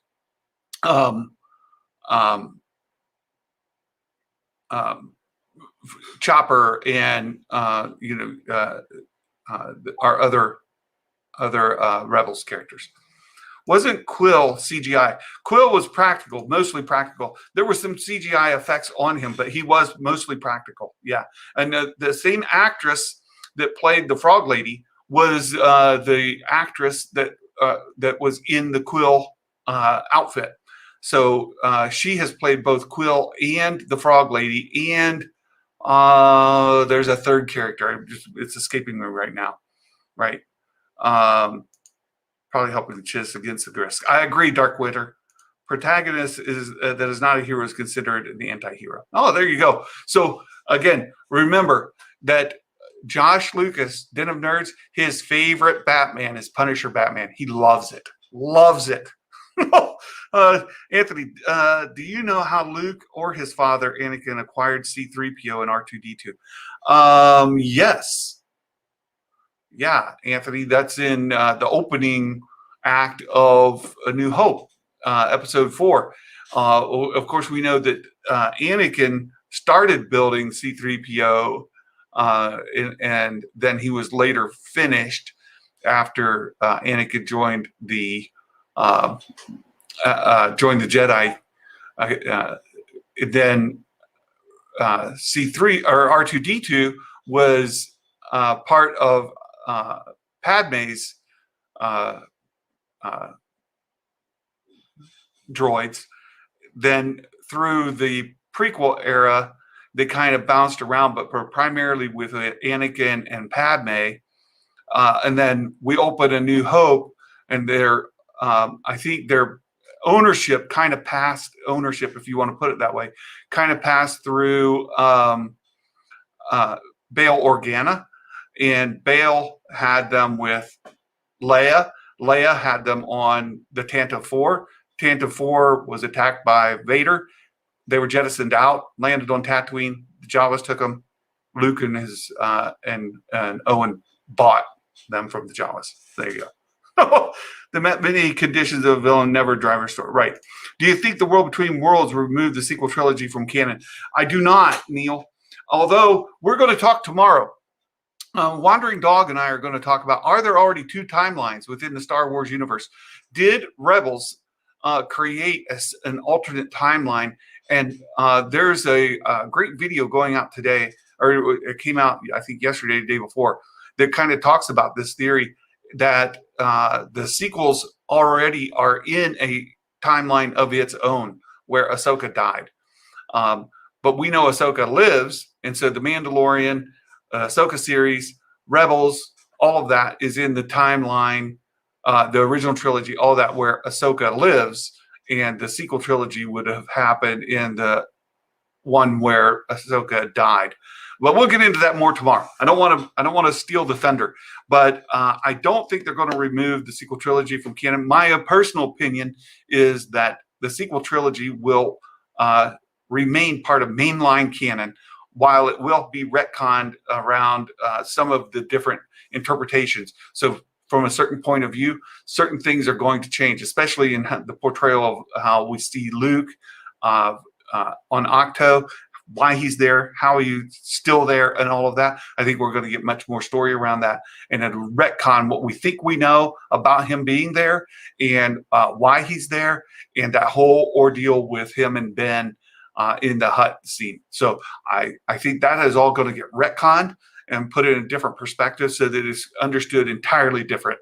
But I think the sequel trilogy as a whole will remain mainline canon going forward, in that there won't be, and again, I don't want to get ahead of myself for tomorrow. We'll talk more tomorrow. Anakin and C-3PO, okay, so there you go. Wondered what Rey was actually the daughter reborn. Not if Ahsoka's still alive. I don't think so. May or may not have accidentally blocked, or worse, XR, what did you do?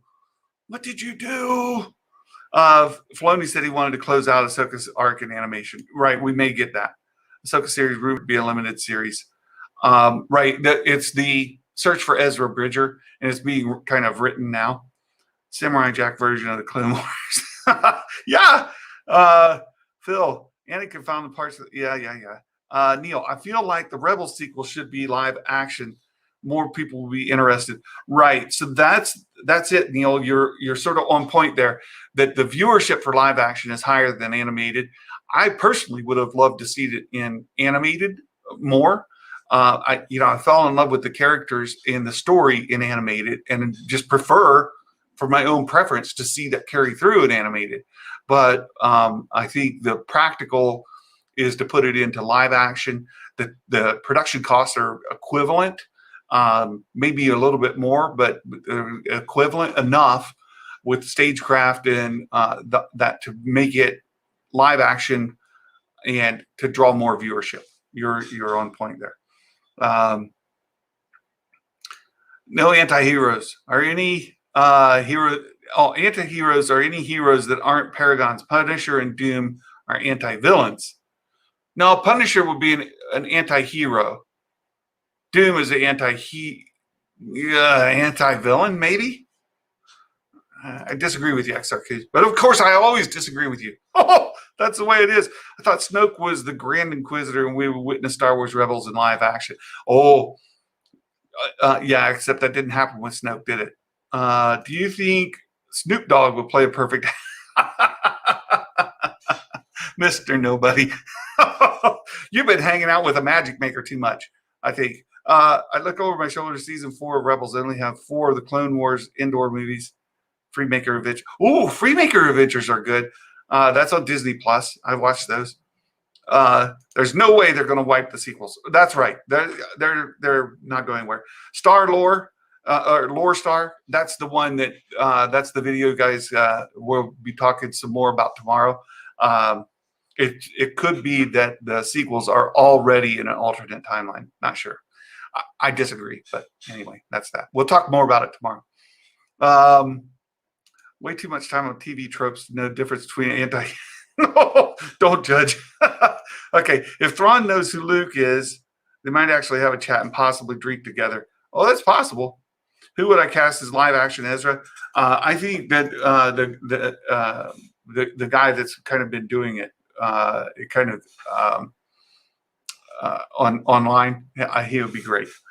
So I want to get back a little bit here. I want to show you guys again the thought on the Ahsoka series. And Trev and I went through this. I just kind of want to wrap it up for anybody coming late and to get back to the main topic. I do think that that star chart that we see here in the Ahsoka logo is the exact same chart you see in season 1, episode 10 of Star Wars Rebels, The Path of the Jedi. This is the same chart. The question is, on Lothal, is this chart, and Lothal is important. This is the temple in Lothal. If this chart is a map of what? What is it a map of? I don't think that this is the world between worlds. Is it a map of the world between worlds? That's one perspective. Another is it's perhaps a map of the Jedi temples. And being in a Jedi temple, it's a map of the Jedi temples, and that's where those would be. And then, let's see, Trev just pinged me. No problem. No worries. And so if that's the case, then let's see.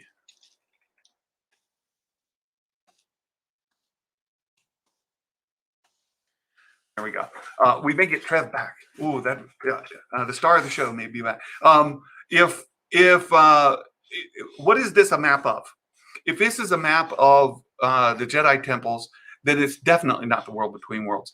I don't think there's any evidence here that tells us this map is the world between worlds. So Gray and I are going to disagree just a little bit here, because I know Gray thinks that it is. I absolutely do not think that it is. And there are some reasons for that. World between worlds has a strong correlation to the Loth wolves, right? The Lothal wolves. We see that in the portals, although they're not in this imagery, and the circles is plain. We also see this plain circle here. uh, when we see the portals open, we have loth wolves. So we don't see any idea of a loth wolf, even though you see those here as well in the Mortis arc. We see the circles and the loth wolves, and those are not on Lothal. So the loth wolves are tightly correlated to the world between worlds. The this walkway that was on Mortis, it also has some of the same symbology, and so it would seem that there is some connection between the Mortis and the world between worlds, but perhaps not between the Lothal Temple map here in the world between worlds. Although the world between worlds portal was found at the same temple. So it's very possible it could be, right? Very well it could be. My own personal opinion is that this is a map of Jedi temples. We're not going to see Ahsoka use the world between worlds as part of the series. I think that that's a Pandora's box, and we'll talk more about it again tomorrow. But that Pandora's box is, the more you jump into it, the more you create a case for a multiverse. And I personally don't want to see that in Star Wars. And I think it would contribute to fracturing the fan base more. Although those who dislike the sequels say we're already fractured. It only brings more fans in. For me, I don't necessarily agree. XR, nope. If you commit crimes, you're a villain. Punisher is a serial killer. Okay. So is Batman. He's a serial killer as well. Oh, prove me wrong.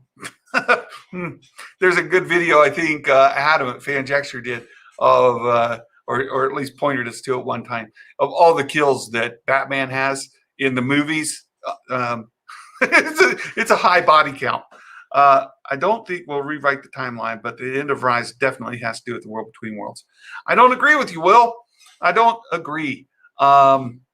It's definitely a force bond, a force connection, but I do not think that it's definitely world between worlds. And I know where Will's coming from. This is where it's coming from, folks.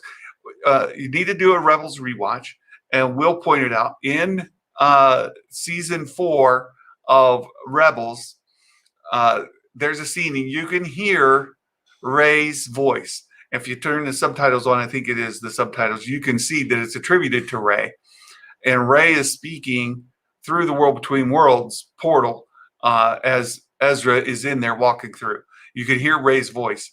And so if you hear Rey's voice in the world between worlds in Rebels season 4, and then in the finale to Rise of Skywalker, then is it definitely the world between worlds? You haven't convinced me yet, Will. I got to see your video on it.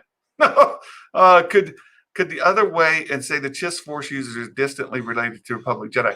So, Dark Winter, I have made a theory that the Chiss Force users, the girls that do the Skywalkers, right? They do the navigation through hyperspace lanes as young children.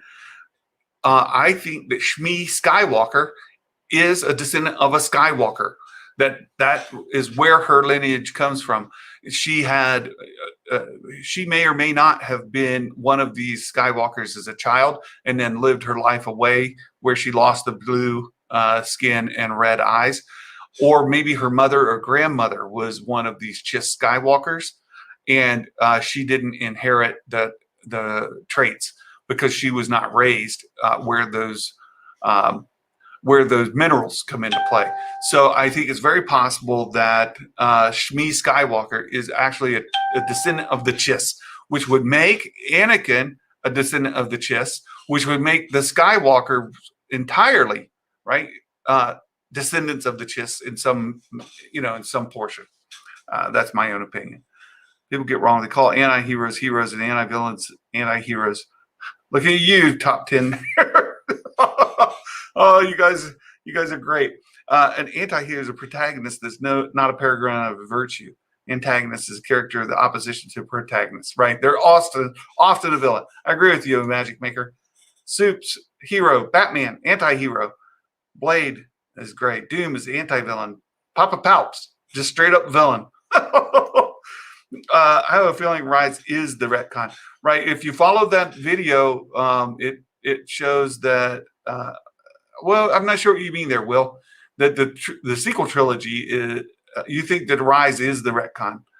I think there's going to be a lot more, especially around Luke's character.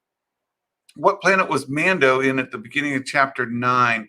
The same one that he found the spiders on, the ice spiders.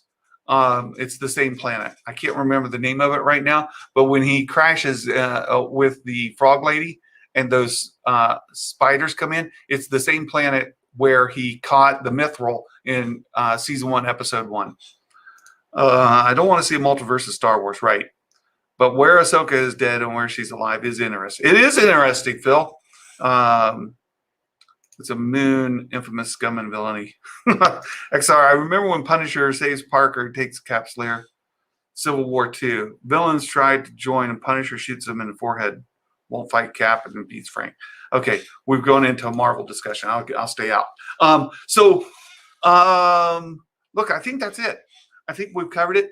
The Ahsoka series is now rumored to be the Search for Ezra Bridger series. We'll see Ahsoka transform from Ahsoka Gray to Ahsoka the White. We see in the Rebels epilogue, and I think that'll be all of it. Dale is talking about the planet with the fighting. Wait a minute. I thought he was asking the other question. Wait, let me go back. Mando in at the beginning of chapter. Beginning of chapter 9. Oh, I'm sorry, Mr. Nobody. I was on a different path. The planet with the fighting ring.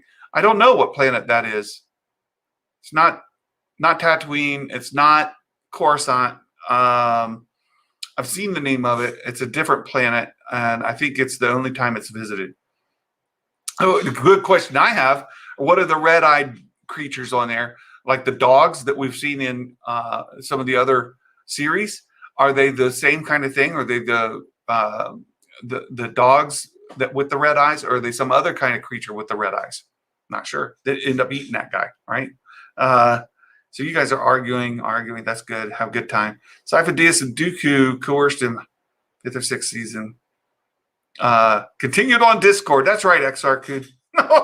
You guys discovered this. Continued there. I think that's it. I think we're going to wrap it up here, and we will find out if it's going to involve the world between worlds. I do not believe that it will. I believe this is a map of Jedi temples, not a map of the world between worlds portals. I don't think we're going to see Ahsoka visiting the world between worlds on any kind of frequency. I don't think she'll go there at all. I think there's a strong correlation between Lothal, the Lothal temple, this map that we see on Lothal, there's Trev. Trev is back in. There you go. I just given a summary about this whole deal of the connection between Lothal, the Lothal temple, the world between worlds, and this star chart. There's definitely a strong connection between all of that. Yeah, definitely. Sorry I missed the last half an hour, guys. I had a health and safety meeting that via Microsoft Teams there that I got a call. Like I got called into it. My alarm was supposed to go off for it, and I forgot about it. That's great. That's great. I just think, I used to have to do those all the time too, but now I don't. I work for a company out of Montreal, Canada, and it's not required for us. So there. You're not on the health and safety. I'm on the health and safety committee, so I have to do this stuff. Yeah. Well, that's important. This connection that we have here with the Ahsoka logo and that temple on Lothal, I don't think we can definitively say it's not the world between worlds. My belief is that it's not. Yeah. Again, I agree. Like I don't know what you guys were talking about the last little bit here, but like it could be a star chart and it could be a map of temples, like all the especially these points where it's where everything is intersecting. Those seem like it's something, right? Yep. Whether that's We got like this one here. We got That this one there. Yeah. Yeah, there's a small one here, but not as many intersections. Yeah. Like this could all mean something. It could mean nothing. It could mean something. It could be whatever. But like it's just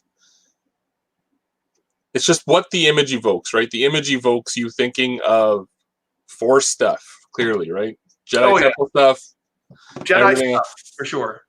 So, and she doesn't want to be called a Jedi, which is interesting that they called that episode Jedi. That's Jedi stuff, and she doesn't want to even be called that. That's very true. And like, I wanted to bring back up that image you shared, and I still have it. I've got it right here. Let me reduce the size of this again. Yeah. So this is a world between worlds, and it does have some resemblance to this thing. Yeah, it does. It does a lot. Right. You can't deny that. Like it very much does. Yeah, they're very similar.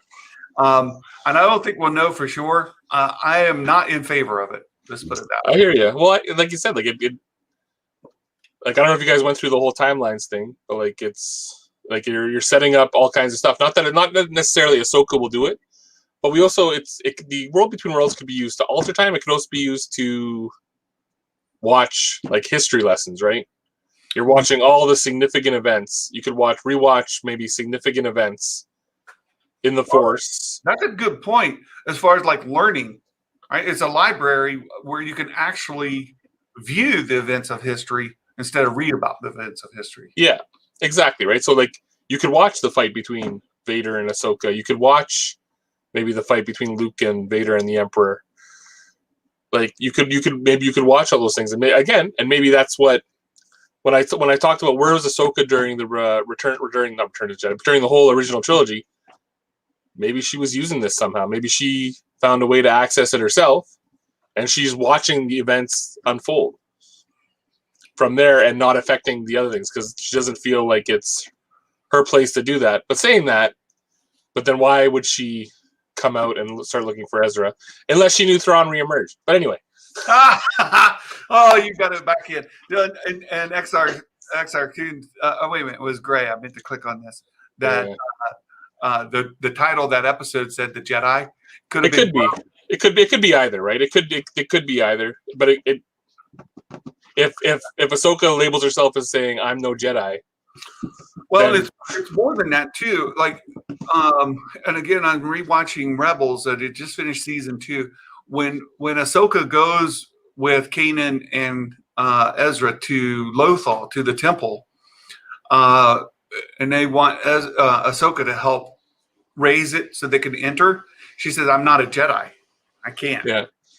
Which what does that indicate? Like that, and then she also already has white sabers at that point too. She's already cleansed some sabers. So is she just not following the Jedi religion, or is she following another light side again? And also the daughter's always with her. The daughter's always kind of hovering around her.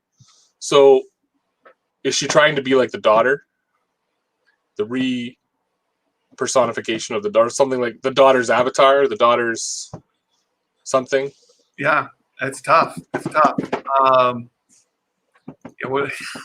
timeline where Obi-Wan didn't have the high ground. Oh, that's funny. What would happen if someone went in and just plopped Obi-Wan out of that fight? How would that go? Oh yeah.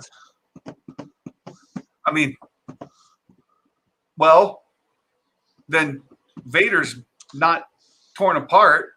Yeah.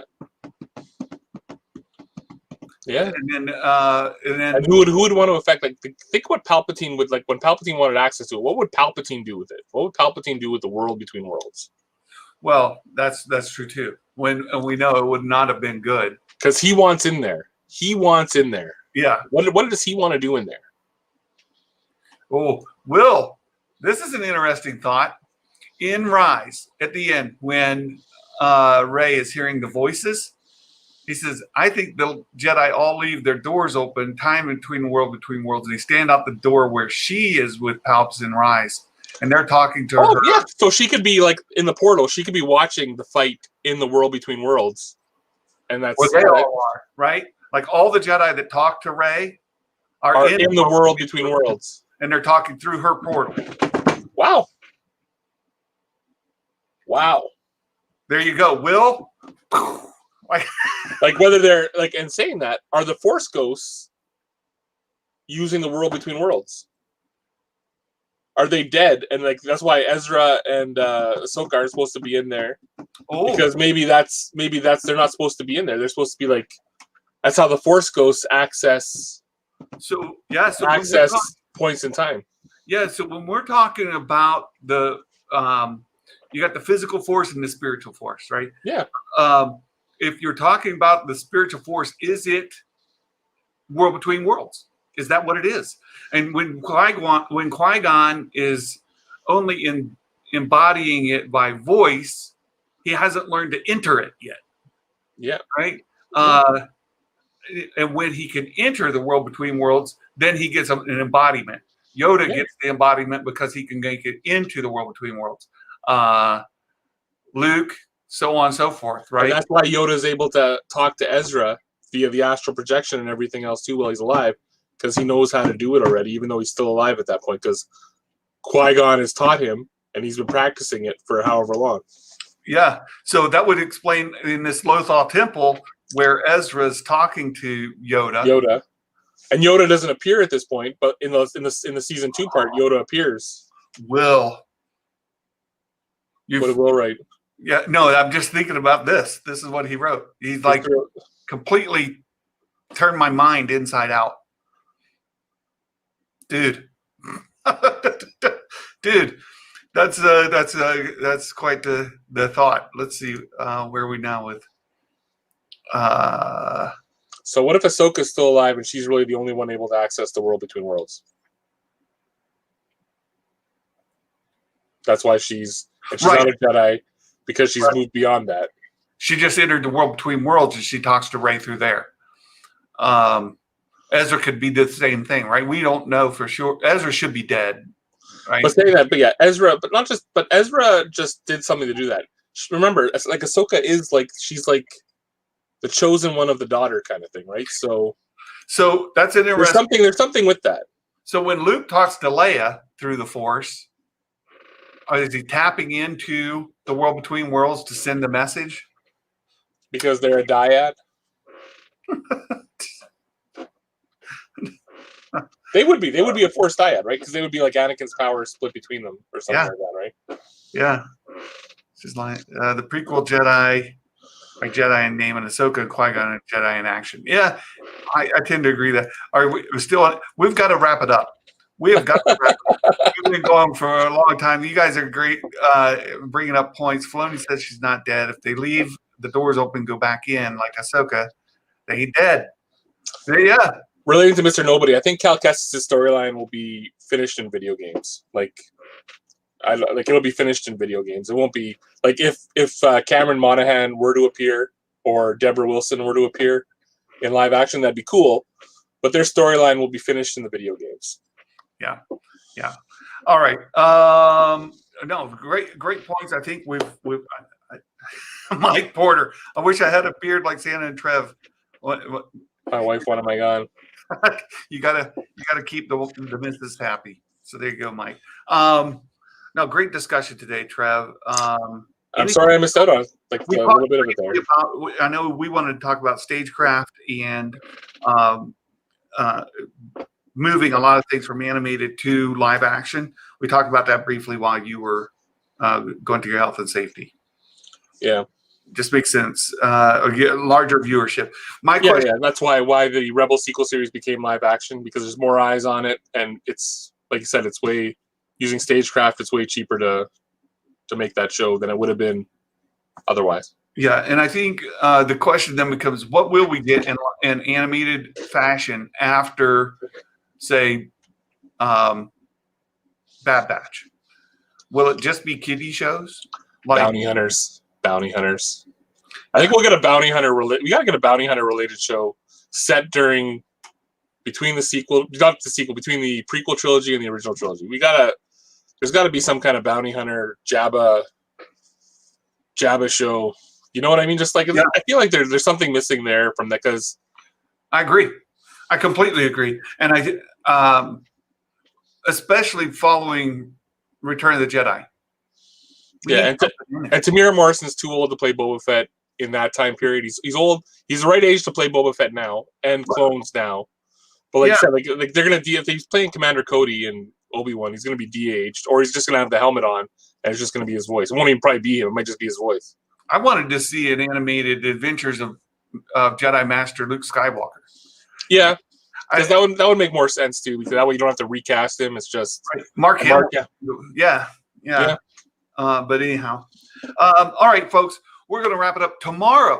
I'm going to have Wandering Dog on. We're going to talk about the split timelines a little more deeply. And then I think I've got to talk with the Magic Maker on Thursday. The plan is to talk about the Mortis arc, do a deep dive into the Mortis arc. So that's at least the initial thoughts.